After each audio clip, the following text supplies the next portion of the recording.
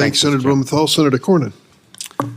Mr. Secretary, when the Attorney General of the United States was here a couple of weeks ago, I asked him whether he was aware of the strategy of transnational criminal organizations to flood the border with migrants in a manner to overwhelm the Border Patrol so that then they could move drugs across the border. And he said he was aware of that strategy. Are you familiar with that strategy? Do you agree with the Attorney General? I am not aware of that as a strategy. I am certainly aware of the significant challenge. If you're not aware of the strategy, they move migrants and they move drugs for money, right? Yes, they do.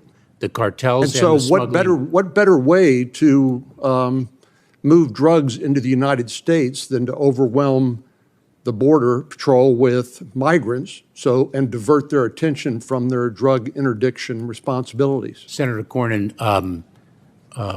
more than 90% of the fentanyl, or about 90% of the fentanyl that is brought into the United States. That's a totally made-up number. You had nearly 1 million people get away from Border Patrol, evade Border Patrol's detection and detention between 2022 and 2023. You have no idea how many of those people were carrying fentanyl or other drugs with them, do you? Senator, the expert view that I received is that approximately 90% of the fentanyl That's that is a totally brought in, made-up number, Mr. Secretary, and you know it. That's a totally made-up number. Senator, that the expert information that I received is that approximately 90% of the fentanyl is brought in through the ports of entry, through passenger vehicles, through trucks, and through pedestrians. Mr. Secretary, you understand that you have a credibility problem with the Congress and with the American people, don't you? I have unflinching confidence in the integrity of my conduct. No, I'm saying you have told us two patently inconsistent things. For example, you said we do have operational control of the border in 2022. You said the border is not in fact open. And then I think I heard you say here that no administration has ever had operational control of the border. Isn't that what you said? No. That is not what I said. That's not what you said. Well, May I will reflect. May I clarify? With 4.8 million people coming to the border and being ushered into the interior of the United States, perhaps never to be identified or heard from again, and with 108,000 Americans dying of drug overdoses last year alone, with those drugs flooding across the border, you think everything is just hunky-dory. That is absolutely not true. Senator, no, I understand the gravity I understand your answer. You said it's not true, and I disagree with you. Senator, Last month, I went to Hayes Consolidated Independent School District in Kyle, Texas, and I met with Shannon and Darren McConville and Brandon Dunn and Janelle Rodriguez. The McConvilles lost their 17-year-old son, Kevin, to fentanyl poisoning. He had pizza for dinner and then came back down looking for a second helping, and none was left, his mom said. So she offered to make him a tuna fish sandwich, and instead he went upstairs and went to bed. And when they went to his bedroom the next morning to wake him up, he was dead because of fentanyl poisoning. Brandon Dunn and Janelle Rodriguez's 15-year-old son, Noah, who loved sports, they called him a genuine, kind, and a jokester. His mental condition began to deteriorate during COVID-19, and unfortunately it had some experience with illicit drugs, but while spending the night at a friend's house during the first weekend of the school year, Noah took a pill laced with fentanyl and died of fentanyl poisoning. Mr. Secretary, would you like to take the opportunity here today to apologize to these parents who lost their children because of fentanyl poisoning because of the policies of your department and the Biden administration? Would you like to apologize to them? Senator, my heart is with the family of every victim of a drug overdose death.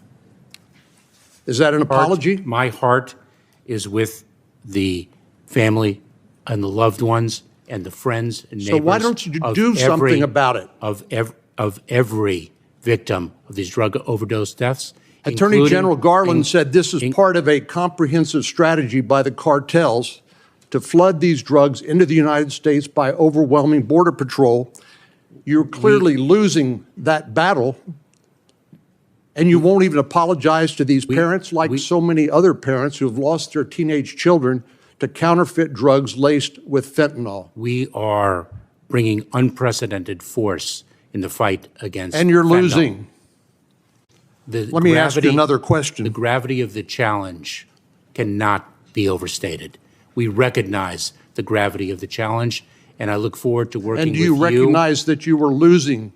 I look forward to working with you, No, Senator, that's not my question. and this committee to address Let this me challenge ask you another together. question in the time remaining, since you won't answer our questions and you won't acknowledge responsibility. My constituents are saying, who's accountable? Who's accountable? Who's paying a price? Who got fired? Well, you haven't been fired. You should be fired, but you haven't been fired because you were carrying out the policies of the Biden administration.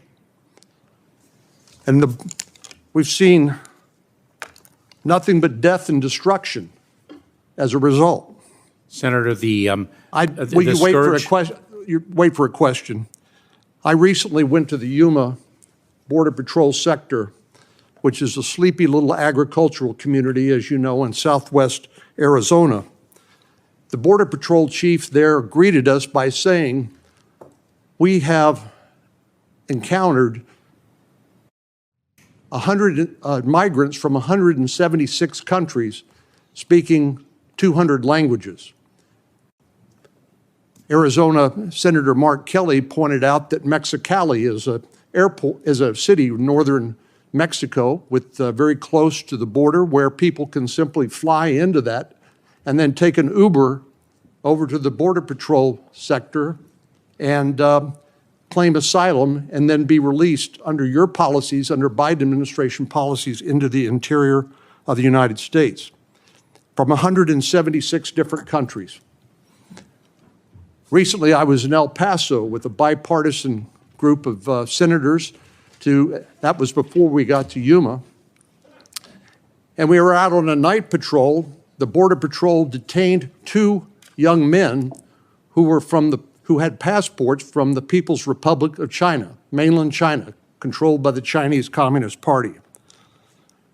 They were presumably released like these other individuals into the interior of the United States with either a notice to appear or a notice to report. Can you tell the committee where these people are today? Can you assure us that these individuals are not in the United States to conduct espionage or other nefarious acts against the United States government? Can you reassure us of that? Senator, if an individual is deemed to present a threat to public safety or national security, well, how would you know? How would you know? They show up with a passport and they claim a credible fear of persecution, and then under yours and the Biden administration policies, they're released into the interior of the country. These are people who perhaps we don't have any records about. Certainly, we're not going to get them from China. You know zero about them, and you know zero about the threat they pose to the United States and our national security.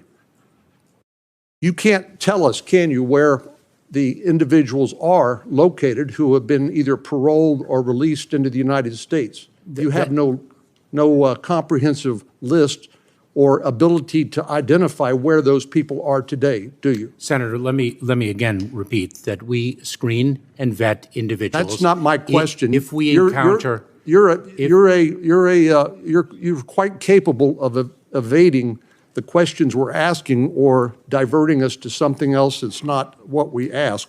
My question to you is, when somebody from the People's Republic of China shows up in El Paso, Texas, and then claims asylum and is released into the interior of the United States, do you know where they are and what they are up to? We very well can know where they are based upon. You can? Do you?